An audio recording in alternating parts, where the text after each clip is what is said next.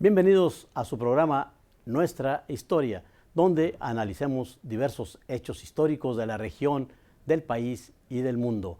En esta ocasión tendremos al maestro Juan Ramón Garza Guajardo, un investigador acucioso que ha documentado la historia de las diversas escuelas y dependencias universitarias.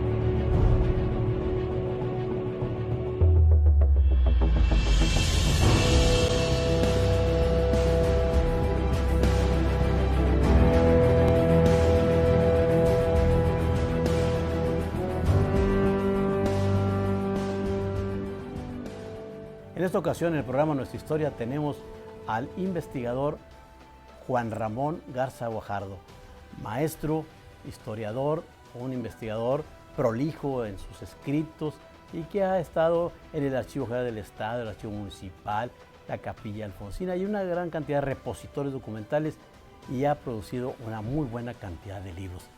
De eso trata este programa, de ver qué ha hecho y quién es Juan Ramón Garza Guajardo. Pues bienvenido, estimado maestro, al programa Nuestra Historia. Es para nosotros un placer tenerlo aquí y sobre todo preguntarle cómo inicia este gusto por la historia. Bueno, primeramente, pues muchas gracias por la invitación, maestro. ¿Cómo inicia? Pues yo creo que desde niño, ¿no? Desde niño, pues todos mis hermanos maestros, ¿verdad? Lo que más había en mi casa eran libros. Entonces ahí yo desde muy pequeño empezaba yo a agarrar los libros, las enciclopedias. Acuérdense que en aquel tiempo eran enciclopedias con dibujos a mano, me acuerdo mucho de eso. Y de ahí inició. Después ya, profesionalmente, pues es en 1993, cuando en el municipio de Escobedo me piden hacer un trabajo de investigación y escojo escribir sobre el edificio más antiguo, que es la capilla de San Nicolás de Bari. Y ahí empieza mi carrera de seguir investigando. En el 94 es cuando sale mi primer libro, que es el de la capilla, que tuve el honor que usted fuera uno de los presentadores en aquella ocasión. Y de ahí iniciamos ya a investigar sobre Escobedo. Y en 1996 me integro al equipo de trabajo del Centro de Información de Historia Regional, ya como investigador. Y ya ahí sí ya tuve más campo de investigación, tanto del municipio como de la universidad. Pero hay un hecho fundamental. Los Garza Guajardo son escritores, hay cronistas, historiadores. Yo les llamo un clan sabinense, como saben en Sabinas, esos clanes, ¿verdad? Los Mascareñas, los Treviños, los Garza Guajardo, etcétera. ¿Qué influencia tuvo Celso Garza Guajardo en su formación? Bueno, él, como una vez lo mencioné, pues de niño era mi ídolo, de joven era mi ejemplo, ¿verdad? Y ya de grande fue mi inspiración para dedicarme a él. Él siempre, cuando nos reuníamos, platicábamos de historia, del magisterio, y así empezó. Yo en ese tiempo yo trabajaba en la preparatoria número 7, y ya después supe que la carga de trabajo de él en el Monterrey 400, me dice, vente conmigo, vamos a trabajar, vamos a iniciar ya las investigaciones formales. Entonces me integro, ¿verdad? Pero sí, la influencia grande fue de Celso desde niño. Desde niño. Y lógicamente Gustavo Garza Guajardo, Óscar Garza Guajardo y su mismo abuelo, don Celso Garza Ríos, también tuvieron parte del influjo en esta formación de escritor-historiador. Exactamente, ¿verdad? Yo empiezo a trabajar en Escobedo muy joven, en secundaria, y ahí trabajaba también mi hermano Gustavo. Y yo lo veía como él iniciaba a rescatar la historia del municipio de Escobedo, ¿no? Y conocía muy bien a todas las gentes del pueblo, ¿no? Y entonces yo también me empecé a integrar ahí con la gente del pueblo, con la profesora María, que exactamente ahorita hubo un homenaje, y entonces fue muy importante para mí esa vocación también de Gustavo por el rescate del municipio de Escobedo. Y Óscar, un gran promotor cultural. Exactamente. Óscar, bueno, él ha ocupado a veces la institución de cultura y igual también un gran apoyo dentro del municipio. Y que últimamente nos ha sorprendido también con muy buenos escritos como Sí, crónicas, historias, ¿verdad? Está rescatando en forma de crónica los trabajos de los alcaldes del municipio de Escobedo principalmente. Pero ¿en qué momento llega Juan Ramón Garza Guajardo, primero de Sabinas Hidalgo a San Nicolás y luego a Escobedo, que es más o menos el área geográfica donde hemos visto que se mueve? Bueno, yo nazco en Sabinas, ahí permanezco hasta la edad de 9 años y pues ya en el 67 Gustavo y Oscar se vienen a trabajar aquí a Monterrey y por las mamás de antes, pues no, que Monterrey es muy peligroso, yo creo. Y entonces toda la familia nos venimos a Monterrey y pues lógico, nosotros éramos niños y nos llegamos en el 67 exactamente a la colonia Chapultepec, ahí estuvimos viviendo. Muy entrañable, por cierto. ¿Verdad? Luego ya en el 68 a la colonia Las Puentes y ahí es donde yo voy a crecer de joven, ahí estudiando en la primaria, en la secundaria Vicente Guerrero, en la preparatoria 7, luego entré a la facultad y en ese periodo, como Gustavo, mi hermano, tenía mucho contacto en la Ciudad de México con el sistema federal, de repente un día llega y dice, tú vas de prefecto a la secundaria Donato Elizondo allá. Pero eras muy joven, ¿no? Porque Sí, los muchachos sí, ya eran grandes ahí. Sí. 19 años yo llego como prefecto a esa secundaria en Escobedo, la que Gustavo había fundado 10 años antes. Y había chamacos de 16, 17 años, Sí, exactamente. Me toca estar en el turno de la tarde y los jóvenes ahí eran de 15, 16, 17 años, ¿no?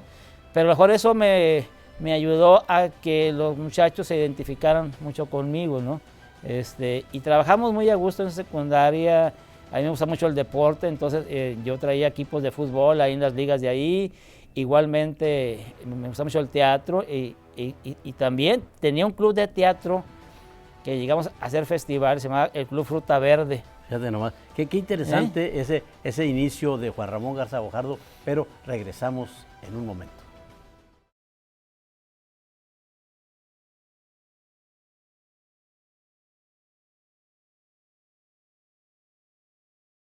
Nuestra historia con el maestro, historiador, cronista, investigador, Juan Ramón Garza Guajardo. Así es que las cuestiones del teatro no le fueron ajenas y hay todo este entorno cultural en donde Juan Ramón Garza Guajardo se va forjando. Exactamente, ahí en la secundaria, en ese club Fruta Verde, y muchos me decían, ¿por qué Fruta Verde? Bueno, porque son jóvenes que están iniciándose en el teatro, ¿verdad? Y igual digo, también teníamos deportes, y todo eso me fue haciendo que la gente ahí del pueblo, de la Hacienda del Canadá, de las Encinas, me conociera, ¿verdad? Porque yo andaba en todas las actividades, ¿sí? Y la participación muy importante que teníamos con la presidencia, como era la única secundaria para cualquier acto, hasta político, a veces nos llevaban. Pero bueno, ahí había un fundamento ya en ese momento Gustavo Garza Guajardo era el cronista de General Escobedo, Nuevo León. Bueno, Gustavo sí ya era el cronista exactamente, ¿verdad? Es más, a nosotros nos toca como secundaria participar en los festejos en 1982 cuando Escobedo fue elevado a ciudad. Así es. Nos toca participar muy activamente con la secundaria en todos los festejos que se hicieron, ¿verdad? Que fue muy importante. O sea, yo creo que ahí parte mucho esta labor porque Gustavo Garza Guajardo fue el fundador, el creador de la primera secundaria que hubo en General Escobedo. Sí, y del primer escudo. Y el primer escudo también. Entonces, esto va a nutrir mucho la vida de Juan Ramón Garza Guajardo en ese sentido. Pero vayamos a esta faceta del escritor, del historiador, del cronista. Ya se da ese acercamiento a la historia, a la crónica, al escribir sobre la primera capilla. Sí. Bueno, ¿y cuál fue la reacción de la gente, de la familia? Porque luego tenemos críticos hasta en la misma familia. Hay gente que te dice cuando escribes, ya te crees mucho y cosas por el estilo. ¿Cuál fue esa reacción y qué impulsó a Juan Ramón Garza Guajardo a seguir en este camino? Bueno, cuando presento mi primer trabajo, que por cierto yo pensaba que iba a ser muy fácil, dije, no, pues es una capilla, que bueno, ya era iglesia. Me llamaba mucho la atención el nombre de la iglesia porque era Capilla San Nicolás de Bari. San Nicolás de Bari es el que ahora conocemos como Santa Claus, ¿verdad? Sí. Entonces San Nicolás de Bari es el Santa Claus. Ese es Santa Claus, sí. Sí. Santo descontinuado, ¿no? Sí, descontinuado, pero es el santo patrón de las mujeres embarazadas, es el santo patrón de los marineros, es el santo patrón para los problemas económicos.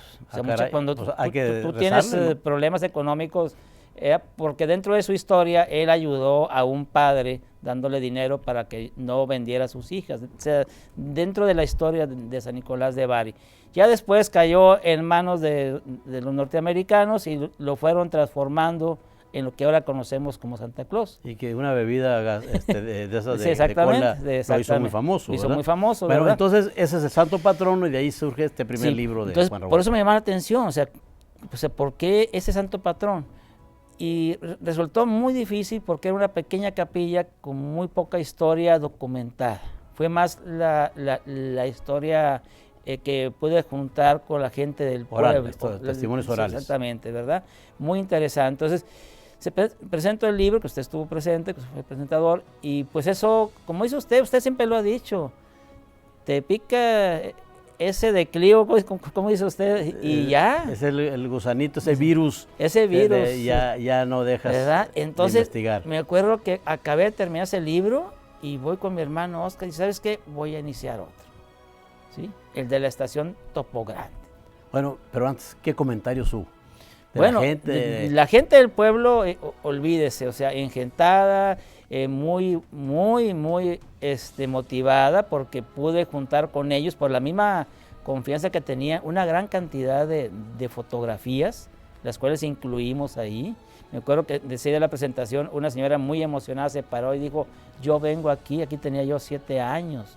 Emocionadísimo. La gente del pueblo le gustó mucho el libro. Y bueno, y el entorno familiar, porque ya había escritores en la familia. No, pues no sé si lo quitarían, no, pero mis hermanos, o sea, me apoyaron en todo, ¿sí? O sea, los comentarios fueron, síguele adelante.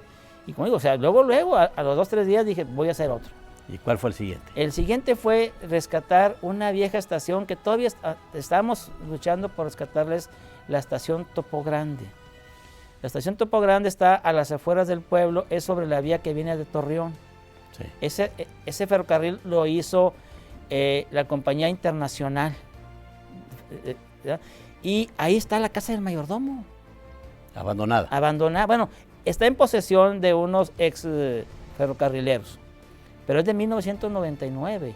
¿sí? No, 1899. ¿sí? Entonces, o sea, es histórica, ¿no? Sí. ¿verdad? Y aparte fue el primer medio de comunicación que llegó al pueblo. Para el pueblo fue algo muy importante. Entonces tenemos Escobedo, se comunica con Monterrey, camino de tierra, me imagino. Exactamente.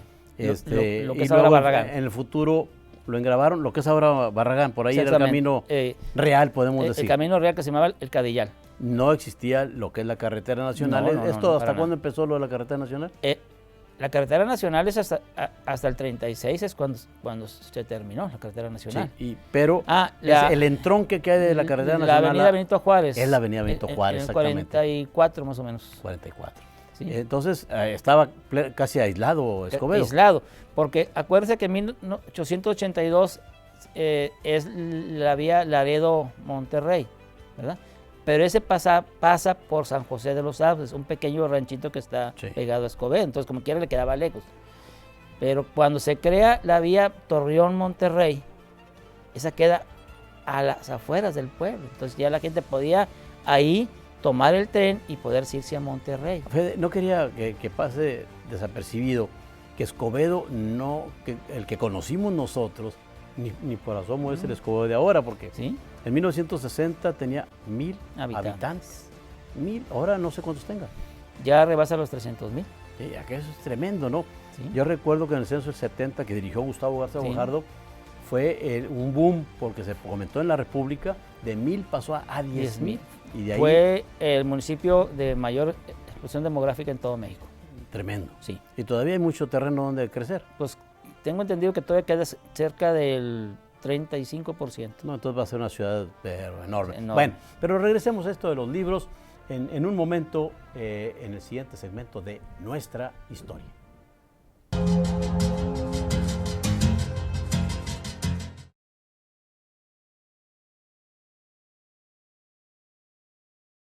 Nuestra historia con el historiador Juan Ramón Garza Guajardo. Así es que se empiezan a realizar libros, entra el gusanito de la investigación, el virus ese que ya no se te quita esa enfermedad, afortunadamente, y sobre todo hay producción, porque hay interés, hay curiosidad. Pues bueno, no podemos ni preguntar que por qué General Escobedo, porque bueno, ahí General Escobedo formó parte de su formación como persona, incluso vivió ahí, o vive en el General Escobedo, ¿no? Sí. Bueno, continuamos. ¿Qué otros libros a partir de esto fueron de Escobedo? Pero sé que también hay un libro de Bustamante. Hay uno, hicimos uno sobre los artesanos de Bustamante también, ¿sí? Entrevistamos a los artesanos, los que hacen el pan, los que hacen las sillas, la alfarería, ¿sí?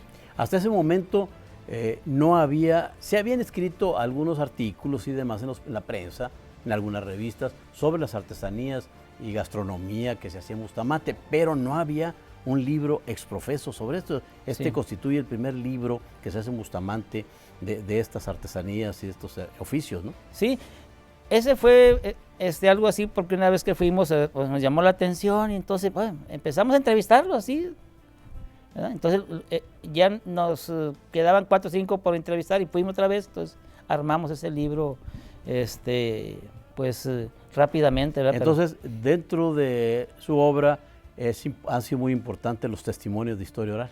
Sí, fíjese que es lo que más me gusta, entrevistar a la gente, rescatarlo de cuestión oral, creo que es más importante, porque hay una frase que usted me la dijo, muy importante, que es que hay que rescatar el siglo XX, Sí. ¿verdad? Entonces, ahí está. ¿Cómo las rescatas? Bueno, con los periódicos, pero principalmente con la gente. Y con la gente grande que todavía vivió, está, y que todavía, muchas de ellas está todavía. Sí. Sí, definitivamente los testimonios de historia oral son muy interesantes y además lo que ha comentado ahorita Juan Ramón son los testimonios y sobre todo del siglo XX, un siglo XX que es el nuestro, que ya se nos fue y que es necesario hacer su historia. Entonces, en este enclave podemos decir de historia del siglo XX, ¿qué más ha hecho Juan Ramón Garza Guajardo? Bueno, en el caso de Escobedo ya tenemos más o menos unos 20 publicaciones de diferentes tipos. Una de las que más orgullo me da es, usted sabe, de la fábrica Borgward, ¿verdad? La famosa fábrica Borgward, que pues fue el primer auto pues producido en México, ¿no? Y que por azares del destino la fábrica quedó ubicada en el municipio de Escobedo. Y eso fue el que le dio el gran boom en los 70. En la fábrica Borgward. Porque mucha gente se fue a trabajar ahí y por lo mismo se fue a vivir ahí. Que eran unos carritos alemanes, de origen alemán, de origen alemán, sí, ¿verdad? muy interesante, ¿verdad? Entonces mi producción ha sido principalmente por ese lado. A veces hemos realizado otros trabajos, como últimamente es sobre otros municipios, ¿verdad? Hay un libro que escribimos sobre la fundación de los Ramones, ¿verdad? Y últimamente también sobre el municipio de Villagrán, Tamaulipas. Bueno, también nos extraña que un cronista, un historiador nuevo leonés, residente en General Escobedo, ahora ande escribiendo de Villagrán, Tamaulipas. Me imagino que eso tiene que ver algo con el entorno familiar. Exactamente, mi esposa es de Villagrán, Tamaulipas. Entonces, ¿Y lo forzó ella que escribiera? No. Ajá. Lo que pasa que es la curiosidad que uno tiene, ¿no? Cuando pregunto, bueno, Villagrán, pues aquí conocemos la calle Villagrán, ¿verdad? Sí. De muy buena fama ahí, ¿verdad? Entonces me dicen, no, es que antiguamente se llamaba Real de Borbón. Canijo, o sea, el nombre es muy... No, muy bonito además. O sea, muy pues, bonito no. Porque es el apellido de la familia de los Reyes de España, ¿no? Entonces, de ahí nace esa curiosidad. Bueno, vamos a investigar. Y Real, o sea, un Real es un lugar de minas. Entonces, empecé a investigar. Aquí en la Universidad de Tamaulipas también me apoyaron y pudimos hacer un trabajo sobre la fundación de ese Real, ¿verdad? ¿Algún otro libro sobre Tamaulipas de la región? Sí, bueno, no, de ahí mismo de Villagrán hicimos un libro sobre la iglesia, que es la Inmaculada Concepción, ¿verdad? Igual también que tiene mucho, muy interesante. Ahí encontramos actas, la de Juan José Doria, originario de Villagrán, y la polémica de todo, que bueno, yo encontré la fe de bautismo de Josefa Sosaya, ¿verdad? Ahí fue bautizada en Villagrán. Por eso estamos peleando que se reconozca que es originaria de Villagrán. Y porque que hay sí un es pleito. No, pero sí es originaria de allá. Pues sí, pero igual también el municipio de San Carlos se adjudica su nacimiento. Bueno, sí, pero ahí está la fe de bautismo. Bueno, es muy interesante estos aspectos también de Tamaulipas, pero hay un fenómeno que se da por ahí, a lo mejor no has escrito sobre ello, y sí tenía yo curiosidad de preguntarte. La Virgen del Chorrito, por ahí está cerca. Sí, la Virgen del Chorrito pertenece al municipio de Hidalgo. De Hidalgo, está cercano ahí a... Está muy cercano. Por cierto, algo muy curioso. Cuando hicimos el libro de la iglesia, ahí en los libros de bautismo vienen las visitas de los obispos. Obispos, sí. Entonces, allá por 1850, cuando se descubre esa Virgen, va el obispo de Montes de Oca, si se pide, ¿verdad? Sí, sí. Montes de Oca, y ahí pone ahí y dice que es pecado mortal ir a visitar esa cueva con esa imagen. No, o sea, no la reconocía. No la reconocía todavía, entonces, pero lo escribe y lo dice en el altar, ahí digo, en la iglesia. Pero cómo el fervor popular hace que la tradición que continúe, con el tiempo ya sea aceptada, ¿no? Pero como que lo veían como algo así, pues no malo, ¿verdad? Entonces, pues que no era permitido por la iglesia. Exactamente. En bueno, ahí todavía no hay un libro sobre este aspecto. No, en Hidalgo, Tamaulipas no. Pero a lo mejor al rato. A lo mejor. Claro, sabemos porque tiene datos sobre estos aspectos. Regresamos en un momento a nuestra historia.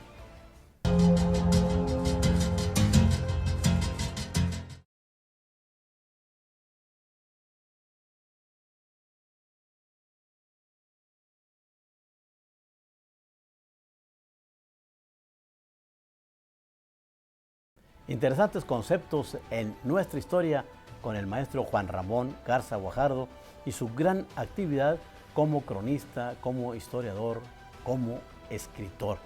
Y hay una faceta muy interesante, el cúmulo de libros, porque son varios los que ha hecho sobre facultades y dependencias universitarias. Resulta que había un gran vacío en nuestra universidad. No se conocen las historias de las facultades o de diversas dependencias. Y ahí hemos visto que Juan Ramón Garza Guajardo ha encontrado una parcela pues, libre y que ha estado trabajándola. Sí, bueno, si usted recuerda, usted fue ahí jefe de Centro de Información, ahí está, ¿cómo se llama? El observatorio de la Facultad de Matemáticas. Y ahí pues nosotros teníamos contacto y un día el joven encargado del observatorio nos comunica a la licenciada Dinora Zapata y a mí que la directora quería hacer un libro sobre la historia de la facultad, porque ya cumplió 55 años. Era Esteban ¿qué? Acuña, no, Esteban qué. Bueno, muy conocido, Esteban el astrónomo. El astrónomo, ¿no? Sí. Bueno, le dije, pues sí, le dije, Dinora y yo ya teníamos algunos libros sobre la universidad, habíamos escrito el libro de 1933, notas periodísticas, donde rescatamos todas las notas que hablaban de la universidad en ese año, ¿no? Y también ya habíamos escrito el libro del estadio universitario, ¿ya? La historia de su construcción, porque fue una cuestión muy polémica. Interesante, sí, o sea, interesante. ¿Y no se había escrito algo sobre el estadio? No, claro que más no. Lo que había salido en la prensa de la Exactamente, época. ¿verdad? Pero el estadio lo termina don Manuel Barragán, pero en verdad se creó un patronato, pero estadio que fracasó. Sí, bueno, entonces... ¿Cuánto duró la construcción del estadio? 8 años. 8 años, ¿verdad? Y la maqueta original no es así, era distinta, ¿verdad? Bueno, entonces Esteban nos comunica eso y vamos con la maestra, con la directora, y Patricia Martínez, y nos plantea que si la podemos apoyar para hacer el libro de la facultad, de 55 años. Y tomamos la idea, muy interesante, es muy interesante la historia de las facultades porque cada quien nace de una forma distinta. La Facultad de Matemáticas, sí rápidamente le digo, nace como escuela, con 2 alumnos de prepa y los demás son ingenieros. Hasta el ingeniero Roberto Treviño se apunta como alumno. ¿Sí? Sí, para poderla crear. Pero escuela, ¿y de quién dependía o cómo estaba? De Filosofía y Letras. Porque de Matemáticas, de Filosofía y Letras. Sí, porque recuerde que la Facultad de Filosofía le agregan al de Filosofía Ciencias y Letras. Ah, exactamente. Para poder crear escuelas nuevas. Sí. Entonces, se crea la Escuela de matemáticas. Qué interesante. ¿Quién imaginaría que matemáticas dependía de filosofía? Entonces, el primer director de matemáticas es el director de filosofía. ¿Y en ese caso era? Ay, no me acuerdo. Ahora sí. Pues ahí sí ya me agarró. No, era el rector también. Era el mismo. Sí. Entonces, en verdad, nomás entran 2 alumnos. Uno de ellos acaba de morir, el ingeniero Nicolás Treviño Navarro. Ah, no, excelente. Sí, cómo no. Él y otro compañero de él son los únicos. Entonces, los mismos ingenieros, varios ingenieros de mecánica, se inscriben como alumnos para formar un grupo ya de 10 personas. Para que consolide la idea. Consolide la idea. Entonces, esa es la historia de cómo nace la escuela, ¿verdad? Sí, de matemáticas, sí. Y ya con el tiempo, lo clásico, como todavía no había una ciudad universitaria, eran escuelas que anduvieron de una casa en otra y en otra y en otra, ¿verdad? Hasta que ya después consiguen su edificio en la universidad. Bueno, y ese fue una historia. Bueno, el Estado Universitario, 1933, el Estado Universitario. Físico-matemáticas, luego siguió Ciencias Biológicas, que también ¿Ese de quién dependía? No va a salir que también de Filosofía. También dependía de Filosofía, ¿cómo? Porque era Facultad de Filosofía, Ciencias y Letras. Pero ahí sí le ponen un director, que es el doctor Aguirre Pequeño. Un gran personaje universitario. Y entonces, definitivo. La escuela estaba en el centro, en el Instituto de Investigaciones Científicas, donde es ahora la Prepa 2. La Prepa 2. Ahí nace Biología y ahí nace Agronomía. En ese edificio. ¿No hay alguna placa que se le diga? No. Fíjate, hemos sido descuidados en ese asunto. Hay que poner una placa ahí donde nacieron estas escuelas. Exactamente. Entonces, la Facultad de Biología nace a instancias del doctor Aguirre, pero dependiendo también de bueno, sería muy largo hacer todas las historias de estas escuelas tan interesantes. Y luego, después de la de Biología. Hicimos el de la Facultad de Ciencias Políticas, ¿verdad? Que es reciente, de hecho, ¿no? Es de 1974, y nace como colegio de la Facultad de Leyes. De Leyes. Y ya después, en el 76, si no me recuerdo, se desprende para convertirse en lo que es ya la facultad. ¿Y siguió luego? Luego acabamos de terminar el libro de la Facultad de Agronomía. También estuvo metido Aguirre Pequeño. Aguirre Pequeño, pero ahí él sí lo piensa bien.